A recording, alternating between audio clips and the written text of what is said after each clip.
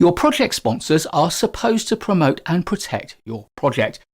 But what if there's someone out there trying to undermine your project? Usually they operate in the shadows. So let's call them the Phantom Menace.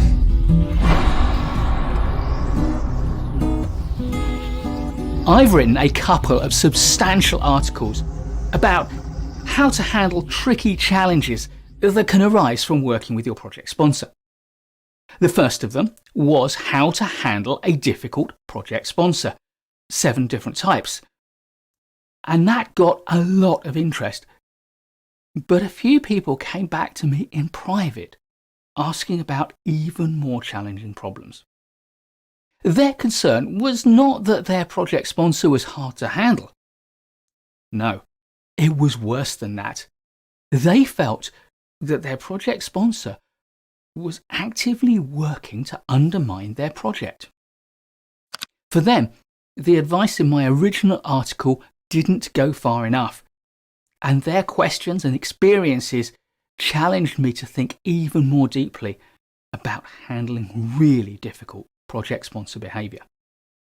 To do this, I had to think about different ways in which your project sponsor can go rogue. These ranged from simple disruptive behaviour to the extremes. What if you feel that your project sponsor is corrupt, for example? All this thinking led me to write the article Rogue Project Sponsor: What to Do When Project Sponsorship Goes Bad.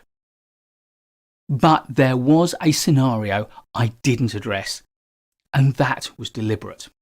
I wanted to keep the article about rogue project sponsors, but what about someone working against you, against the project, against your project sponsor? Someone as senior and as powerful as your project sponsor, working from the shadows to undermine your project. We know that organisational projects need a lot of top-level sponsorship in order to succeed. But what if someone at that top level is working against your project, trying to undermine the support for it from within? Any fans of the Star Wars franchise will know exactly where that can lead. So, what can you do about it? First off, I don't want to suggest anything that could create a toxic atmosphere in your organisation or in your project. But I believe you do need to expose the Phantom Menace in your midst. And you need to gather a coalition to do that. Engage your project sponsor and other senior stakeholders who are supportive to help you. Because the best approach is to recognise that nobody can undermine your project on their own. They themselves have to engage other stakeholders and gather a coalition to undermine it. They do this by influencing other people, either by engaging stakeholders or by persuading one or more of your team members and colleagues to work against the project. That's politics. So if you're one of those project managers who think that project management and politics have nothing to do with one another, then quite simply, you are wrong. A big part of your job is building, maintaining and strengthening relationships across your project and between your project and other parts of the organisation and other projects. And that is politics.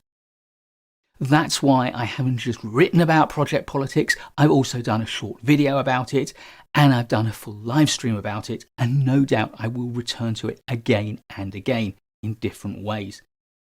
Getting good at working the politics of organisation, building your political acumen, is a vital part of your role as a project manager, and in particular as a project leader.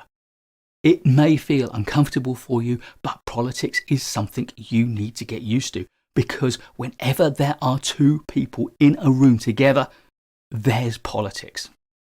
So softly, slowly and gently, start building and extending and strengthening your network of relationships within and around your project. It's your strongest move to detect and counter the Phantom Menace within. Please do smash the like button if you've enjoyed this video. I'll be making loads more great project management content for you, so please subscribe to the channel and hit the notification bell so you don't miss any of it. And I'll look forward to seeing you in the next one.